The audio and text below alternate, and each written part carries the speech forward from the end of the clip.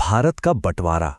सोचिए, ये एक ऐसा दौर था जब लकीरें सिर्फ जमीन पर नहीं बल्कि लाखों लोगों की जिंदगी पर खींची जा रही थीं। उस पूरी उथल-पुथल के बीच जब लोग अपना सब कुछ छोड़कर एक नई पहचान ढूंढ रहे थे, तब एक बहुत बड़ा सवाल खड़ा था। आखिर भारत का नागरिक है कौन? इस बेहद मुश्किल सवाल का जवाब हमारे संविधान के आर्टिकल 6 में छिपा है। तो आइए आज इसी ऐतिहासिक नियम की परतें खोलते हैं। देखिए, ये सिर्फ एक कानूनी सवाल नहीं था। ये उन लाखों लोगों की कहानी थी जो रातों रात अपने ही घर में, अपनी ही जमीन पर एक तरह से परदेसी हो गए थे। सवाल उनकी पहचान का था, उनके भविष्य का, उनके हक का, और इसी मानवीय संकट को एक कानूनी ढांचा देने के लिए आर्टिकल 6 बनाया गया। अब आर्टिकल 6 को ठीक से समझने के लिए हमें पहले कुछ बेसिक बातें जाननी होंगी, वो बुनियाद जिस पर यह पूरा आर्टिकल टिका है। तो चलिए सबसे पहले नागरिकता की संवैधानिक नींव से ही शुरू करते हैं। हमारे संविधान के लिए नागरिकता सिर्फ एक शब्द नहीं है, यह असल में अधिकारों और जिम्मेदारियों का एक पूरा पैकेज है।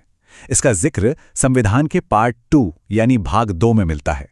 और एक दिलचस्प बात, भारत में जो एकल नागरिकता का कॉन्सेप्ट है, मतलब देश के किसी भी हिस्से में रहें, नागरिकता एक ही होगी, ये आइडिया हमने ब्रिटेन के संविधान से लिया है।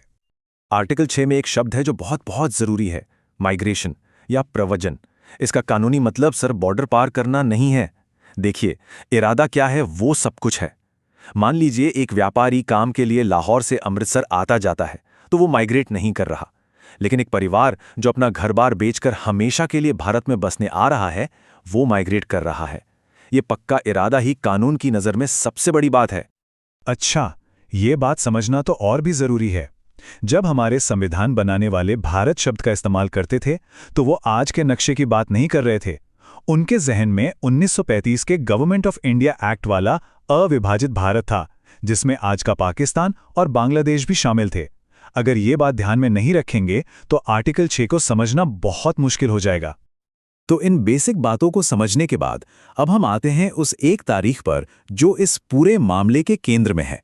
एक ऐसी तारीख जिसने लाखों लोगों की नागरिकता का फैसला कर दिया। 19 जुलाई 1948। ये सिर्फ एक कैलेंडर की तारीख नहीं है, ये भारतीय नागरिकता के इतिहास का एक टर्निंग पॉइंट है। इस तारीख को दिमाग में बैठा लीजिए, क्योंकि आर्टिकल 6 की पूरी कहानी इसी के इर्द गिर्द घूमती है। जी हाँ, ये कोई मामूली तारीख नहीं थी। ये वो लक्ष्मण रेखा थी जिस पर आर्टिकल 6 का पूरा लॉजिक टिका हुआ है। क्यों? क्योंकि इसी दिन भारत ने एक परमिट सिस्टम लागू किया था। मतलब अब दोनों देशों के बीच जो बेरोक-टोक आना जाना था, वो खत्म हो गया। अब किसी को भी सीमा पार करने के लिए इजाजत लेनी पड़ती थी। बस इसीलिए ये तारीख नागरिकता तय करने के लिए एक नेचुरल कट ऑफ पॉइंट बन गई। और इसी एक तारीख ने नागरिकता पाने के दो बिल्कुल अलग रास्ते बना दिए। एक रास्ता उन लोगों के लिए जो इस तारीख से पहले भारत आ गए, और दूसरा उनके लिए जो इस तारीख को या उसके बाद आए। आइए अब इन दोनों रास्तों को जरा डिटेल में समझते हैं। तो नियम बहुत सीधा सा था। जो लोग 19 जुलाई 1948 से पहले भारत आ गए, उनके लिए नागरिकता का रास्ता काफी आसान और लगभग ऑटोमेटिक था। लेकिन जो लोग इस तारीख के बाद आए, उन्हें एक फॉर्मल प्रोसेस से गुजरना पड़ा, जिसमें एप्लीकेशन देना और रजिस्ट्रेशन करवाना शामिल था। तो पहले रास्ते की बात करते हैं। ये उन लोगों के लिए था जो 19 जुलाई 1948 से पहले आ गए थे। उनके लिए बस दो सीधी सीधी शर्तें थीं। पहली कि वो खुद या उनके माता पिता या दादा दादी अविभाजित भारत में पैदा हुए हों, और दूसरी शर्त, जब से वो भारत आए हैं तब से यहीं सामान्य रूप से रह रहे हों। बस कोई एप्लीकेशन नहीं, कोई रजिस्ट्रेशन नहीं, शर्तें पूरी हुईं और वो नागरिक बन गए। अब आते हैं दूसरे रास्ते पर। ये उन लोगों के लिए था जो 19 जुलाई 1948 को या उसके बाद आए। इनके लिए प्रोसेस थोड़ा लंबा था। जन्म वाली शर्त तो वही थी, लेकिन उन्हें नागरिकता के लिए बाकायदा अप्लाई करना पड़ता था, और अप्लाई करने से ठीक पहले कम से कम 6 महीने भारत में रहना जरूरी था। फिर एक सरकारी अफसर उन्हें रजिस्टर करता था। और हाँ, ये सब कुछ संविधान लागू होने से पहले, यानी 26 जनवरी 1950 से पहले हो जाना चाहिए था। थियोरी तो ठीक है, पर ये नियम असल में काम कैसे करते थे? असली मजा तो इसे कुछ उदाहरणों से समझने में है। तो चलिए कुछ केसेस देखते हैं और इन नियमों को लागू करके देखते हैं। पहला केस, मान लीजिए कोई व्यक्ति जून 1948 में भारत आता है। क्या वो कट ऑफ तारीख से पहले आया? हाँ। क्या वो तब से यहीं रह रहा है? हाँ। तो नतीजा, वो अपने आप भारत का नागरिक बन गया। बिल्कुल सीधा और सिंपल। अब दूसरा केस लेते हैं। कोई अगस्त 1948 में भारत आता है। ये हमारी कट ऑफ तारीख के बाद है।